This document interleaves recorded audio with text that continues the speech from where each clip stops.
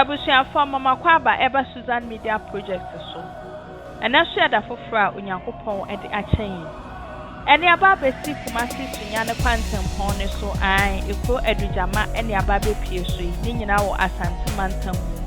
Ye baba bia ne akonhoma afri ekro adujama mu e de akwa akosi mankranso kro nim.